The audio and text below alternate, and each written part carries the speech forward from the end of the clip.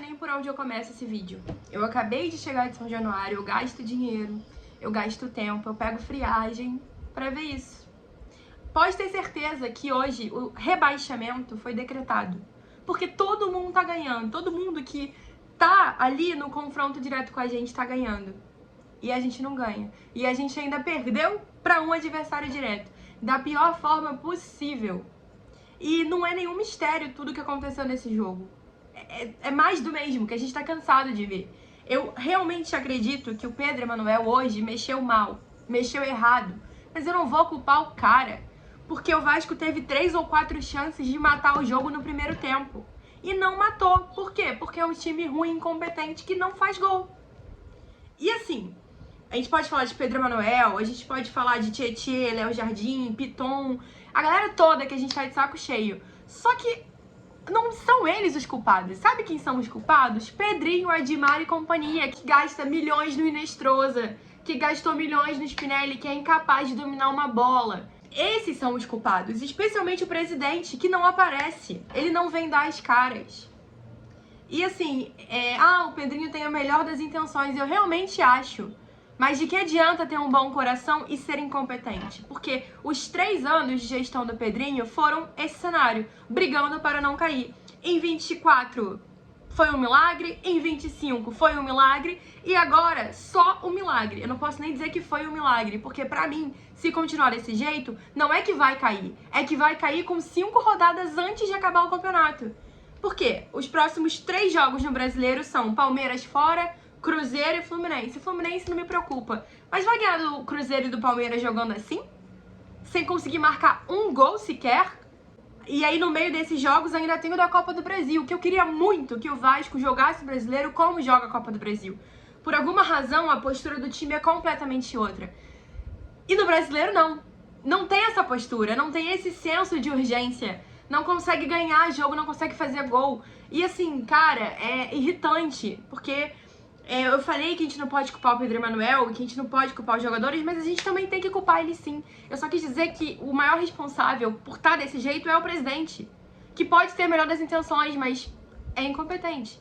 Porque se em 3 anos da sua gestão o cenário foi o mesmo, tem alguma coisa errada, né? E aí, mas o Vasco não tem dinheiro. Um time que não tem dinheiro não gasta 30 milhões no Brenner, não sei quantos milhões em Inestrosa, em Spinelli, não mantém David. Então, não vem com esse discurso de que não tem dinheiro. Teve dinheiro, só que gastou muito mal. O departamento de futebol do Vasco é o principal e maior culpado disso que tá acontecendo. E aí é isso, a gente tá se afundando na zona com jogadores que a gente tá cansado de assistir, porque a gente sabe que vai ser mais do mesmo, que não vai mudar. Sim. O maior erro pra mim dessa gestão inteira, até agora, nesse momento da janela de transferência, que logo mais vai fechar, é não ter contratado um camisa 9. Gente, é simples, o seu maior problema durante o ano todo está sendo fazer gols. Porque a gente tem Spinelli, Brenner e David, que se juntar os 3 não dá 1. E o Brenner tá melhorando, mas aí se machucou, a gente não sabe se a gente vai contar com o Brenner ou não. E ainda assim, depois de, 10 meses pro cara jogar bem, ele não é o ideal. E aí você tem a janela de transferência aberta e você não contrata um camisa 9? Que planejamento é esse? O que ganha jogo? Gol. Quem faz gol? Um camisa 9. A gente não tem um camisa 9. Porque se juntar os 3 que a gente tem, não dá um jogador. Cara, é bizarro ver David e Spinelli jogando. É páreo duro de você perguntar, tentar dizer quem que é menos pior, quem que é melhor. Porque é uma briga muito boa. Ou melhor, muito ruim. Porque são muito ruins, sabe? E aí não contratou um 9. E aí? Vai marcar contra o Palmeiras? Vai marcar contra o Cruzeiro? Vai marcar contra o Fluminense? Pode ser que não, né? E pra mim é isso, tá decretado o rebaixamento, porque eu não vejo o Vasco ganhando o jogo, né? E eu espero estar errada, óbvio.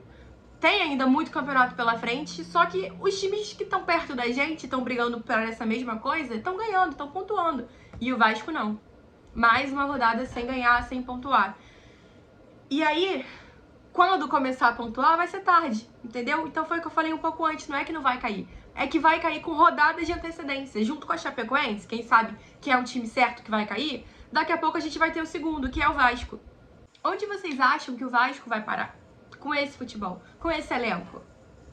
a gente contratou o Colide, o Sousa. Eu até acho que jogaram relativamente bem, não comprometeram, fizeram o básico, feijão com arroz. Mas não adianta, por quê? Porque no segundo tempo o Vasco mexe mal, né?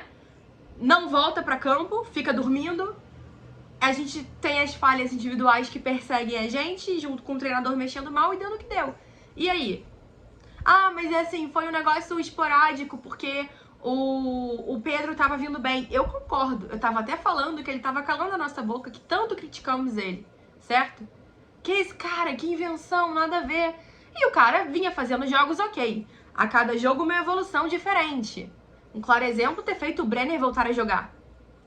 Ter se classificado na Copa do Brasil, na Sul-Americana, ter pontuado no Brasileiro, não ter perdido, além do jogo contra o Vitória, que eu nem culpo ele porque ele tinha acabado de chegar, tava aqui há uma semana, então pra mim foi muito mais Lazzaroni do que ele naquela derrota. Mas enfim, tava vindo bem. Aí você pode falar, então relaxa, porque no próximo ele vai ajeitar, ele vai perceber onde ele errou. Cara, mas o próximo não é um confronto direto. É óbvio que tem que chegar lá contra o Palmeiras e esquecer que é na casa dos caras, esquecer folha salarial, esquecer tudo que vem por trás disso e entrar pra ganhar o jogo. Mas se a gente pensar com a razão, é mais uma derrota. Só que aí, o que não podia perder era hoje, que era um confronto direto e em casa. Em casa cheia. Você tá entendendo? Então, assim, não ganhou do Santos. Tomou a gol de William Arão. Pelo amor de Deus. Cara, é revoltante, assim. É um negócio de, tipo, fecha as portas. Porque, sério, não basta de vergonha. Olha os gols que a gente tomou de Gabriel, Barbosa e William Arão. Pelo amor... Eu nem sei quem fez o terceiro. Porque no momento que a bola entrou no gol, eu fui embora, desci a arquibancada, que eu não queria ficar mais ali. E também não me importa quem fez. A gente tomou 3 gols do Santos. Isso pra mim é... E não foram só hoje, não. A gente deu 6 pontos pro Santos, porque a gente perdeu o primeiro turno também. Então isso pra mim é uma vergonha, um vexame. E aí você acha que perder pra esse timezinho do Santos vai conseguir ganhar de Palmeiras, Cruzeiro e quem quer que venha depois? Não vai. Por quê? Porque não contratou, não reforçou. E os reforços que chegaram até agora não são o suficiente. São pra posições que não são a que mais tá fazendo falta pra gente agora, que é ter um cara que faz gol. Então pergunto de novo, aonde vocês acham que o Vasco vai parar? Na Série B. E aí, com toda a bagagem que a gente vai levar junto pra Série B, eu quero ver o Vasco voltar pra Série A um dia. Porque eu venho falando isso aqui há muito tempo. Se o Vasco caísse em 24, em 25 e principalmente esse ano, não vai voltar.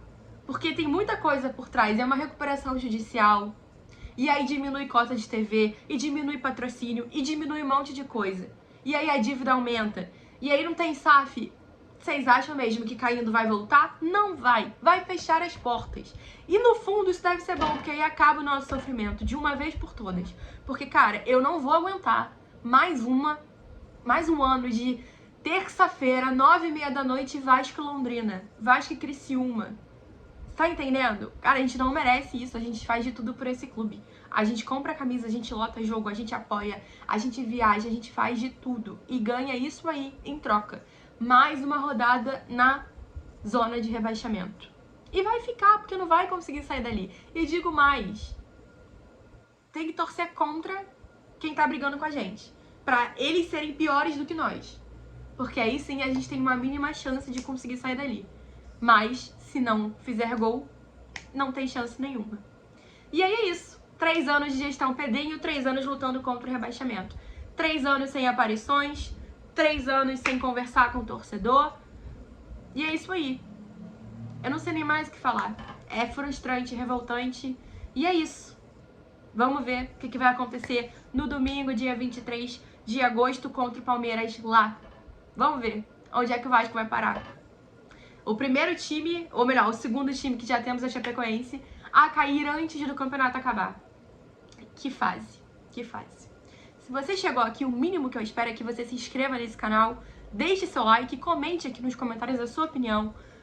Quem foi o maior culpado dessa derrota? O que aconteceu nesse jogo? Deixa aqui que eu vou dar uma lida e a gente conversa e, enfim, ver o que vai acontecer daqui pra frente. Tamo junto, até o próximo vídeo.